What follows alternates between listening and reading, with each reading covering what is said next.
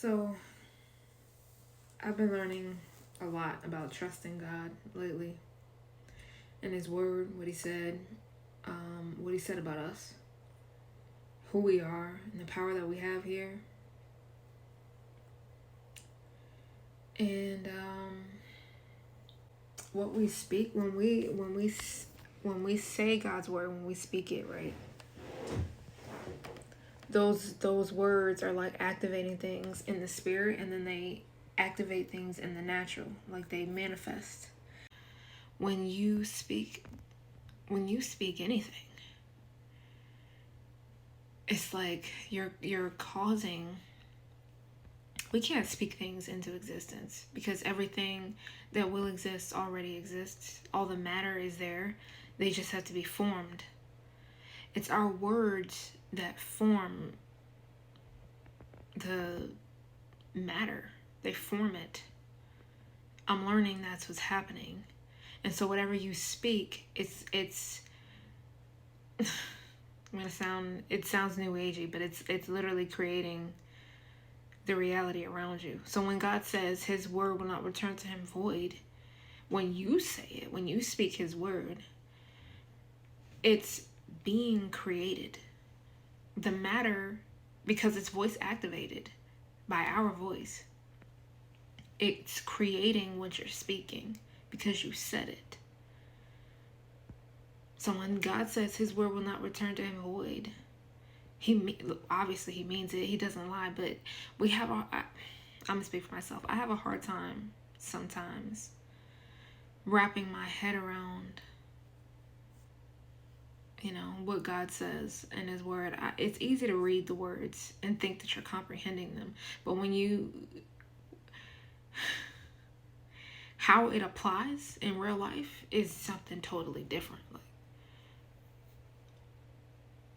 when you're able to apply God's word to your life and actually see it right in front of you, what's going on in the spirit, that's how you know you're actually comprehending God's word. You're actually understanding. When you're able to when it's able to click, like, God's word will not return to Him void. I'm realizing how true this is because I'm noticing how what I speak, what everybody speaks. I know. Here's what I noticed specifically: people's favorite words that they like to use. It applies to them, even when they're saying it in a derogatory manner towards or about somebody else. It still applies to them. They just don't see. I don't even know if I'm going to post this because this is so all over the place and I'm having trouble getting this thought out. And I'm sitting here some examples have come up, but I can't say them because they might see this. So maybe I should just use my... Nope. I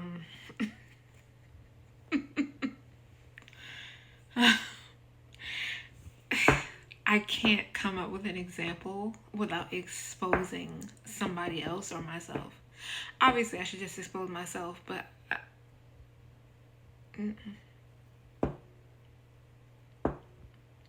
that's how deep it is. That is how think of a word that you find yourself saying all the time. Think of something that you're always talking about all the time. That applies to you because you say it all the time. It applies to you. You are it. Whatever word that you keep saying over and over and over again, that you find yourself saying the most.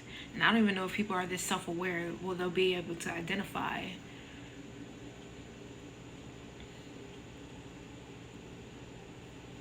and like really sit and think, what do I say the most? What do I always talk about?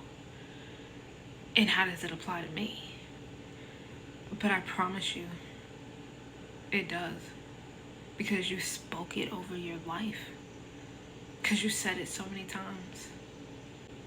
It's not just God's word. that doesn't return to him void. What God is referencing is a universal law that he created, that he programmed into this world. Everything is voice activated. Whatever we speak returns to us. Everything that we speak returns to us. And let me tell you something else. Whatever you speak the most, you're surrounded by it. But whatever you say is being created somewhere or around you, but you just can't see it because it's very subtle. Everything is so subtle. That's why people think everything's a coincidence when nothing is a coincidence. Nothing. I don't care what you say.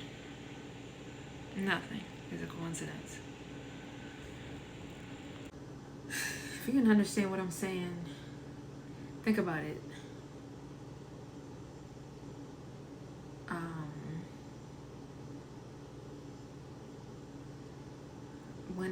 When he created us, when God created us in his image, he gave us like powers. Our greatest power is what comes out of our mouth. We create it. I'm out of time.